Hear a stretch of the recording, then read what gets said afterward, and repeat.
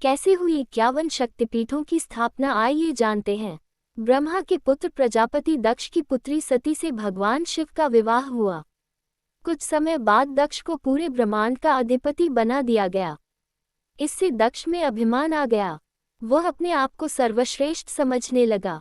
एक यज्ञ में भगवान शिव द्वारा खुद को प्रणाम न करने पर दक्ष ने उन्हें अनेक अपशब्द कहे। दक्ष ने शिव को शाप दिया कि उन्हें देव यज्ञ में उनका हिस्सा नहीं मिलेगा। ये सुनकर नंदी ने भी दक्ष को शाप दिया कि जिस मुंह से वह शिव निंदा कर रहा है वह बकरे का हो जाएगा। कुछ समय बाद दक्ष ने एक भव्य यज्ञ का आयोजन किया। उसमें सभी देवी देवताओं को बुलाया गया, पर अभिमानी दक्ष ने शिव को उस यज्ञ से बहिष्कृत कर दिया। किसी तरह सती को ये पता चला तो उन्होंने शिव से उस यज्ञ में जाने की अनुमति मांगी।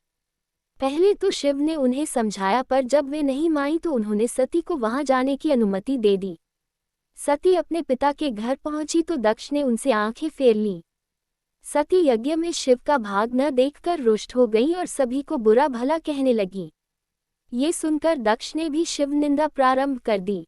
ये सुनकर सती को बड़ा दुख हुआ और उन्होंने योगाग्नि से अपने शरीर को भस्म कर दिया। ये देखकर शिव के गणों ने दक्ष यज्ञ पर हमला कर दिया, पर देवताओं ने उन्हें वहां से भगा दिया। वे शिव के पास गए और सारी घटना सुना दी।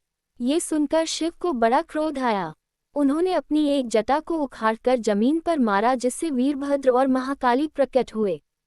शिव ने उन दोनों को दक्ष का यज्ञ विध्वंस करने की आज्ञा दी। उन्होंने पल भर में ही दक्ष का यज्ञ विध्वंस कर डाला और वीरभद्र ने दक्ष का सिर काटकर उसे यज्ञ कुंड में फेंक दिया। ये देखकर देवताओं में हड़कंप मच गया और उन्होंने शिव स्तुति प्रारंभ कर दी। उनकी स्तुति उन्होंने सभी को जीवनदान दे दिया और दक्ष के शरीर पर बकरे का सिर लगाकर उसे भी जीवित कर दिया। बाद में शिव की अनुमति से दक्ष ने अपना यज्ञ पूरा किया। अपनी प्रिय पत्नी के शव को लेकर शिव पूरे ब्रह्मांड में घूमने लगे। उनके प्रताप से सारी सृष्टि जलने लगी। तब विष्णु ने अपने सुदर्शन चक्र से सती के शरीर के 51 टुकड़े कर दिए। ये टुकड़े जहां जहां गिरे वहां शक्तिपीठों की स्थापना हुई।